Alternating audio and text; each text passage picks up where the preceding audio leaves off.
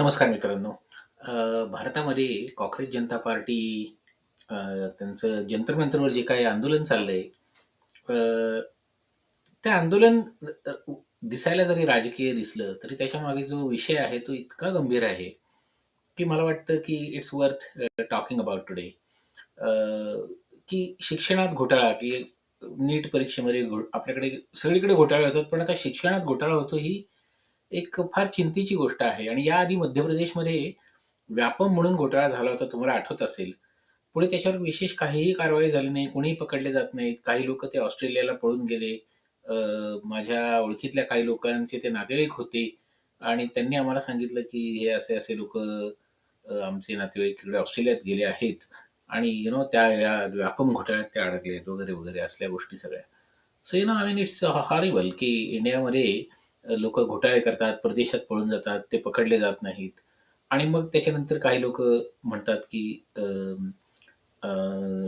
की हे सगळं, याचा आणि राजकीय परिस्थितीचा काय संबंध आहे? तर संबंध नाही असं नाहीये.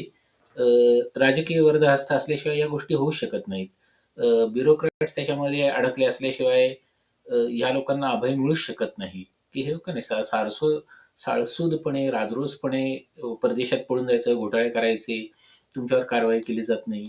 आणि त्याच्या उलट तुम्ही महाराष्ट्रामधले कित्येक जे विरोधक आहेत, त्यांच्यावर तुम्ही बघा किती बारीक-बारीक काहीतरी केसेस लावायच्या आणि त्या बारीक-बारीक केसेसवरनं छोटे-छोटे मुद्दे काढून त्यांना वर्ष-वर्ष तुरुंगात ठेवायचं, हे आपण बघितलेलं आहे. तर त्यामुळे कोणी हे म्हणूच नये की इथं काही राजकीय संबंध नाहीये, तर राजकीय टीका करू नये. पण असो, तरी मुख्य मुद्दा आपण बोलला पाहिजे. आणि मुख्य मुद्दा असा आहे की अ, शिक्षण आणि त्याच्यामध्ये घोटाळा ह्याचे दुष्परिणाम नक्की काय आहेत? तर सगळ्यात महत्त्वाचा दुष्परिणाम हा आहे, की मग शिक्षणाची गुणवत्ता कमी होते. शिक्षणाची गुणवत्ता कमी होते, ज्ञान कमी होतं समाजातील. आणि त्या ज्ञानाच्याच आधारावर आज जग पुढे गेलेलं आहे. लक्षात घ्या तुम्ही. जर आपल्याकडे ज्ञान नसेल, तर आपण गरीब राष्ट्र म्हणून बनू. तर अमेरिकामध्ये तुम्ही जर बघितलत, की अमेरिकेत सध्या एआयची जी काही क्रांती घडलेली आहे आणि तुफान ती वाढत चाललेली आहे, की यावर्षी अमेरिकेने काहीतरी 4 लाख मिलियनेअर्स तयार केले. आणि त्या तुलनेत इतर पुढचा देश जो आहे तो युके होता, की त्याच्याकडे 40,000 आणि भारत, जपान यांच्याकडे 30,000. तर भारताचा नंबर काहीतरी 6वा-7वा आहे, which is pretty good actually by the way. ते चांगली गोष्ट आहे, की जितके जास्त श्रीमंत लोक निर्माण होतील, तेवढं समाजासाठी ॲक्चुअली काय वाईट नाहीये. फक्त ती विषमता वाढत श्रीमंती वाढणं हे चुकीची गोष्ट आहे, की जे अमेरिकेमध्ये सुद्धा होते. पण अमेरिकेमध्ये सगळ्या जगाच्या तुलनेत इतके जास्त श्रीमंत का निर्माण होत आहेत? कारण अमेरिकेत ज्ञान आहे. जगातली सर्वोत्तम विद्यापीठे अमेरिकेत आहेत. आणि तुम्हाला माहिती आहे, या पुढची सर्वोत्तम विद्यापीठे सध्या चीनमध्ये निर्माण होत आहेत. की आणि मग सर्वोत्तम विद्यापीठ कशाला म्हणायचं? तर जिथे सगळ्यात जास्त रिसर्च, संशोधन केलं जातं, ती विद्यापीठं जगातली सर्वोत्तम विद्यापीठं असतात. आणि आजकाल हार्वर्ड, स्टॅनफर्ड, एम-आय-टी ह्यांच्यापेक्षा काकणभर जास्त चांगला रिसर्च हा ॲक्चुअली चीनमध्ये होतो आहे.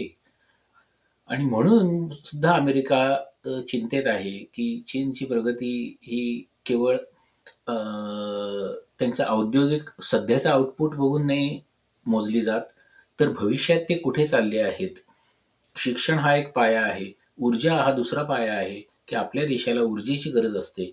तर चीनमध्ये सध्या दरडोई ऊर्जा ही ऑलरेडी अमेरिकेच्या दरडोई ऊर्जा इतकीच आहे. हे तुम्ही लक्षात घ्या. आणि म्हणून चीन प्रगत होत चालला आहे. आणि ऊर्जेचं आणि देशाच्या श्रीमंतीचं थेट रिलेशन आहे. It's a straight line. जर तुम्हाला जर इकॉनॉमिक्स कळत असेल, तर इकॉनॉमिक्समध्ये अक्षरशः इट्स अशी स्ट्रेट सरळ रेष आहे, की खाली इथे अ, किती तुम्ही दरडोई ऊर्जा वापरता आणि या ॲक्सिस वरती तुमचं दरडोई उत्पन्न किती आहे. तर ती अशी स्ट्रेट लाईन आहे असते जगभर कुठे पण. की जे देश जास्त ऊर्जा वापरतात ते जास्त श्रीमंत आहेत दरडोई उत्पन्न. आणि भारत अर्थातच खूपच मागे आहे. म्हणजे I would be highly surprised की जर भारताचं दरडोई अ, अ, ऊर्जेचं वापर हा चीनच्या अगदी 1/4 सुद्धा नसणार आहे, हे मी तुम्हाला खात्रीने सांगतो. आणि मग that immediately reflects in your per capita GDP. असो. तर तर शिक्षणाचं म्हणजे हे मूळ कशामध्ये आहे, की आपल्याकडे सगळीकडेच घोटाळे होतात. शिक्षणातही घोटाळा होतो. तर या सगळ्याचं मूळ माझ्या मते ज्याला आपण म्हणतो, की घोटाळा आणि करप्शन हेच मूळ आहे. आणि तो घोटाळा आणि करप्शन यामुळे होतो, की आपण सगळ्या गोष्टींचं सेंट्रलायझेशन करतो, की सगळ्याच गोष्टी एकच परीक्षा आणि त्या एकाच परीक्षेतनं सगळ्यांना ॲडमिशन्स. तर पहिली गोष्ट सरकारने हे का ठरवलं पाहिजे, की कुठला मुलगा हुशार आणि कुठला नाही? हे त्याला महाविद्यालयाला ठरवू देत आणि त्यांनी ठरवू देत, की या मुलाला ॲडमिशन द्यायची का नाही. आणि सगळं आपण गुणवत्तेवर फोकस करत नाही. तर मग प्रत्येक महाविद्यालयाला ठरवू देत, की आमच्या मुलांना प्रवेश अ, अ, तर लोकं काय म्हणतात, की महाविद्यालय वाटेल तशी फी आकारतील. आकारू देत ना. जितकी जास्त फी आकारतील, तितकी अजून महाविद्यालय निर्माण होतील. कारण लोकांच्या लक्षात येईल, की इट्स अ गुड बिझनेस. मग ते बिझनेस करतील, नवीन महाविद्यालय येतील. तर महाविद्यालयामध्ये जर त्यांनी अगदी मूर्ख मुलांना खूप मोठी फी घेऊन घेतलं, तर तीच मुलं नंतर त्यांना कॉलेजमधनं त्यांना चांगले जॉब्स नाही मिळणार. कारण इंडस्ट्री काय म्हणतं, की आम्हाला चांगल्या क्वालिटीची मुलं हवी आहेत. तर त्यामुळे लक्षात घ्या, की महाविद्यालयांनी स्वतःची गुणवत्ता ठेवणं, महाविद्यालयांनी त्यानुसार मुलं जोखून घेणं, हे त्यांचं काम आहे. सरकार हे काम का करतं? नीटची एक्झाम हे सरकार इन अ वे सरकारद्वारेच ती चालवली जाते. सरकारचं कुठलीतरी शिक्षण खात्याच्याच अंतर्गत काहीतरी असणार आहे ते. तर भारतात हा खेळखंडोबा ह्याचमुळे झालेला आहे, की आपण तिथे काय करतो, सरकार इन्व्हॉल्व करतो आणि सरकार इन्व्हॉल्व केलं की ती ब्युरोक्रसी येते आणि ब्युरोक्रसीचं भारतातलं काम, एकमेव काम हेच आहे, पैसे खाणं. जिथे जमेल तिथे पैसे खाणं, काम न स्वतःचं जनतेचं काम न करणं, ही वस्तुस्थिती आहे. तर माझ्या मते सगळ्यात महत्त्वाची गोष्ट आपण काय करायला हवी, हे सेंट्रलायझेशन मोडून काढलं पाहिजे. कारण ते सेंट्रलायझेशन संपूर्ण भारताला ब्युरोक्रसीला उद्युक्त करतं, की तुम्ही जा आणि सगळीकडे पैसे खा. तुम्ही सगळीकडे नियम तयार करा.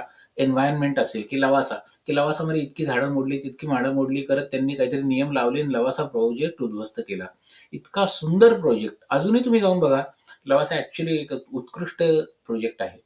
पण तिथे त्यांनी ते केवळ काही झाडांसाठी म्हणून त्यांनी तो प्रोजेक्ट उद्ध्वस्त केला आणि नंतर आरेचं वाटेल तशीच रात्रीच्या रात्री गुंड मवाल्यांसारखे लोकं येऊन त्यांनी ती झाडं तोडली, की त्यांना ज्या दिवसाच्या उजेडात सुद्धा त्यांना ते करता येत नाही.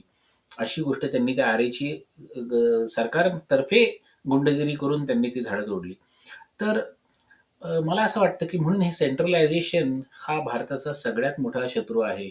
ही आय-ए-एस सिस्टम जी आहे, ती भारताचा सगळ्यात मोठा शत्रू आहे, की ती इतकी भ्रष्ट आणि इतकी गुन्हेगारी झालेली आहे, की तिच्यामुळे आज प्रत्येक क्षेत्रात आणि शिक्षण सुद्धा त्याच्यापासून दूर नाही.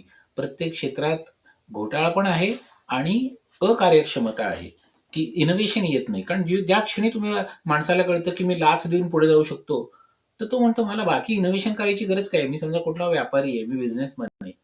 तर मला जर लाच देऊन माझं सगळं व्यवस्थित होणार असेल, तर मी कशाला रिसर्चमध्ये पैसे घालू?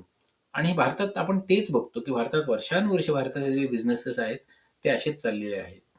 तर त्यामुळे हे सेंट्रलायझेशन मोडून काढलं पाहिजे. ही जी आय-ए-एस व्यवस्था आहे, ही संपूर्णपणे बदलली पाहिजे. परीक्षा-बिरीक्षा देऊन वयाच्या 25व्या वर्षी ते पोरगं येतं आणि आय-ए-एस जिल्हाधिकारी बनतं, हा मूर्खपणा आहे. की त्यांनी आयुष्यभर घालू देत आणि मग आयुष्यभर त्यांनी केलेलं काम बघून त्याला सरकारने मग जिल्हाधिकारी बनवलं पाहिजे किंवा जिल्हाधिकारी किंवा अजून काय पुढचं काय असेल ते, की त्याच्या कामावरती अवलंबून तो जिल्हाधिकारी झाला पाहिजे. नुसतं कुठलीतरी एक परीक्षा देतो आणि काहीतरी एक उत्तरं लिहितो, दिल्लीला जातो, मुलाखत देतो. It's absolute nonsense. आणि त्यांना वाटतं की आम्ही खूप भारी, मग ते येऊन तुमच्यापुढे दादागिरी करतात. मग तो आय-ए-एस असतो एकदम मस्त सूट-बूट, त्याचे छान एकदम चकचकीत शूज आणि आजकाल जरा मग फॅड आलंय ना, की जरा इंग्रजीत बोलायचं किंवा जरा तो रुबाब दाखवतो. ही जी इंग्रजांची पद्धत आहे, ही पूर्ण ती मोडून काढली पाहिजे. सगळी आय-ए-एस व्यवस्था सेम विथ जजेस, की भारताची सगळी जी ज्युडिशियरी आहे, हे सगळं बदललं पाहिजे. त्यातलं जे सेंट्रलायझेशन आहे, की एक राज्यांना काहीच अधिकार नाहीत आणि सगळं केंद्रातलेच सगळ्या भ्रष्ट लोकांचे सगळे अधिकार म्हणून ते दिल्लीवरनं सगळी घाण अख्ख्या भारतभर पसरते आहे. तर ते आपण बंद केलं पाहिजे. तर शिक्षणाबद्दल मला वाटतं आज मी इतकंच बोलतो, की इट्स सो इम्पोर्टंट. शिक्षणाशिवाय भारत देश कसा प्रगत होईल? ज्ञानाशिवाय भारत देश प्रगत होणार नाही. आणि ज्ञान ही कुठल्याही जातीची मक्तेदारी नाही, कुठल्या धर्माची मक्तेदारी नाही, कुठल्या प्रांताची मक्तेदारी नाही. यू नो कुठलाही माणूस तुम्हाला माहिती आहे इराणमधली एक बाई ती मेली बिचारी, ती 40-42 वर्षांची होती. तिने गणितात इतकं जबरदस्त काम केलं, तिला फील्ड मेडल मिळालं. आणि इराणमधली ती स्त्री, तुम्ही म्हणता अरे मुस्लिम लोक मागास आहेत, मुस्लिम लोक धर्मांध आहेत, पण त्या इराणमधलीच ती बाई आहे, तुम्ही लक्षात घ्या. तर जर इराणमधली स्त्री करू शकते, मग भारतातल्या स्त्रीला अजून फील्ड मेडल कसं नाही मिळालं? तुम्ही लक्षात घ्या, की इट जस्ट इंडिकेट्स की भारतामध्ये आपल्या नॉलेजवर किती भर आहे. भारतामधल्या स्त्रिया किती फ्री आहेत compared to Iran. That's what it indicates, की हंगेरी, इराण हे किती तसे छोटे देश आहेत. तिथल्या लोकांना मोठमोठं they have better knowledge than an average Indian. Believe me, Iranians have better knowledge than an average Indian. आपली साईज मोठी आहे. त्यामुळे वी कॅन प्रोड्यूस सत्य नडेला किंवा अजून कुठल्या फील्ड मेडल्स मधले विनर्स वगैरे. पण compared to our size we are not producing enough knowledge, की आपले जेवढा आकार आहे देशाचा त्या तुलनेत जगात आपण नवीन संशोधन किंवा रिसर्च काहीच करत नाही. तर माझ्या मते हे करण्याची खूप गरज आहे आणि महत्वाची गोष्ट आहे. मग आता ह्या थोडं आंदोलनाबद्दल सुद्धा थोडंसं बोलतो, की I do agree with some of these things, की तुम्ही लक्षात घ्या पूर्वी केजरीवाल आणि अण्णा यांची आंदोलनं झाली होती. ती सगळी पुरस्कृत आंदोलनं होती हे आता आपल्याला लक्षात येतंय, की त्याला काही अर्थ नाही. त्यांच्या मागे कोणतरी परकीय शक्ती होत्या, की यांना ते मनमोहन सिंग नको होते आणि त्यांनी ते बेसिकली मनमोहन सिंगच्या विरुद्ध वाटेल तसं गदारोळ केलं आणि नंतर लक्षात आलं, की ज्याला ते घोटाळे म्हणले असे कुठलेही घोटाळे ॲक्चुअली झालेच नाहीत आणि झालेही असतील. पण मला तर हे माहिती आहे, की महाराष्ट्रामध्ये उदाहरणार्थ सिंचन घोटाळा असा कुठलाही घोटाळा नव्हता, आजही नाहीये. जर काही घोटाळा असेल तर एवढंच की त्यांनी काम केलं पण ते धरणं रिकामी राहिली कारण पाऊस पडला नाही. पण तरी महाराष्ट्रामध्ये देशातली सगळ्यात जास्त सिंचन क्षमता महाराष्ट्रात आहे. महाराष्ट्र दुष्काळी राज्य असूनही महाराष्ट्रात मुबलक पाणी आहे. ह्याचं कारण आपल्याकडे सिंचन खात्याने चांगलं काम केलंय. आणि सिंचनच नाही महाराष्ट्रातली सगळीच खाती ॲक्चुअली चांगल्या पद्धतीने चालवलेली आहेत वर्षानुवर्षे. ती एक परंपरा आहे आपली. ती आता बिघडत गेलेली आहे मागच्या काही काळामध्ये आणि आता महाराष्ट्रामध्ये प्रचंड भ्रष्टाचार आलेला आहे. पण हे तुम्ही लक्षात घ्या की ती एक एक परंपरा आहे. असो पण भारतामध्ये अशा पद्धतीने ते केजरीवाल आणि अण्णा ह्यांची एक आंदोलनं करून परकीय शक्तींनी मनमोहन सिंगची सत्ता घालवली हे माझं ठाम मत आहे. आणि हे आज नाही तर उद्या समस्त भारताला पटेल. अ, त्याच पद्धतीने माझ्या मते कॉकरोच जनता पार्टीचं तेच चाललेलं आहे, की ते काय करतायत, की जे खरे विरोधक आहेत भारतातले, की ममता बॅनर्जी असेल किंवा तो स्टालिन असेल, महाराष्ट्रामधले ऑफकोर्सच राष्ट्रवादी होतं, ठाकरे बंधू होते. ह्यांना सगळ्यांना आता इतकं इर्रिलेव्हंट करतात, कारण ते इलेक्शनची मशिनरी वापरून समहाऊ कुठल्याही आंडू-पांडू मूर्ख लोकांना ते निवडून आणतात आणि खरे विरोधक सगळे मागे Mamata Banerjee as I said की कलकत्त्याला आणि आता इव्हन दिल्लीमध्ये केजरीवाल, की Kejriwal even though people may have used him, he still had some political acumen, right? की तो माणूस जिंकून आला, मुख्यमंत्री झाला, चांगलं पण काम केलं ॲक्चुअली. कारण none of them they are not really anti national people. हे सगळे चांगले राष्ट्रभक्त लोक आहेत. पण of course people can use including काय यांचं नाव आपले हे झोपलेले अण्णा हजारे. त्यांना तेव्हाच जाग येते ज्यावेळी नॉन बीजेपी गव्हर्नमेंट सत्तेमध्ये असतं. अदरवाईज ते झोपलेले असतात. त्यांना कुठला घोटाळा दिसत नाही, काही दिसत नाही. तर हे सगळे जे खरे ॲक्चुअली देशभक्त आणि खरे विरोधक लोक आहेत, त्यांना पूर्ण मागे सारून कुठलीतरी नवीन पार्टी निर्माण करायची. मग त्या वांगचुकला पकडायचं. मग त्या वांगचुकच्या द्वारे काहीतरी वधवून घ्यायचं. It's all as far as I am concerned, I don't think any of this is real, की त्याच्या मागे नक्कीच पुन्हा एकदा परकीय शक्ती आहेत. मग प्रश्न असा आहे, की या परकीय शक्ती आता मोदीच्या विरोधात आहेत का? तर नॉट नेसेसरीली, की ह्या परकीय शक्ती दे कुड बी ब्लॅकमेलिंग हिम, की "हो, तू जास्त आवाज केला तर basically we are going to support somebody else." आणि I think that's was probably what we are seeing. आणि हे खरंच इतकी चिंतेची गोष्ट आहे, की भारतामध्ये अशा पद्धतीने कृत्रिमरित्या आंदोलनं घडवली जातात. विषय खरा आहे, विषय खोटा नाहीये आणि त्यातनं जे काही आउटपुट आलंय तेही चांगलंच आहे. परंतु ते आंदोलन माझ्या मते पुन्हा एकदा सांगतो, आय थिंक ते कृत्रिमरित्या घडवलेलं आंदोलन आहे. परकीय शक्ती त्याच्या मागे आहेत आणि समहाव कुठेतरी मोदी सरकारला भारताला ब्लॅकमेल करायचाच तो धंदा आहे. पण तरीही at the same time I will say this की अ, त्याचं आउटपुट चांगलं झालं, की त्या शिक्षण मंत्र्यांनी राजीनामा दिला, त्या परीक्षा पुन्हा हव्यात. पण हा घोटाळाच जर आपल्याला नको असेल, तर लक्षात घ्या एकच मार्ग आहे, की केंद्रीयकरण त्यातलं गेलं पाहिजे. की कुठली एक परीक्षा द्यायची आणि त्या एका परीक्षेच्या रँकनुसार अख्ख्या भारतात तुम्हाला प्रवेश मिळणार, हा काय प्रकार आहे? प्रत्येक राज्याला ठरवू देत, प्रत्येक कॉलेजला ठरवू देत त्यांना कोणाला ऍडमिशन द्यायची. काहीही फरक पडत नाही. भले ते भरमसाठ फी घेतील, पण काही दिवसांनी मग नवीन कॉलेजेस येतील आणि नवीन पद्धतीने त्यांना त्यांची गुणवत्ता टिकवण्यासाठी त्यांना चांगलं काम करावंच लागेल. परंतु गुणवत्ता ठरवणं हे सरकारचं काम नाहीये.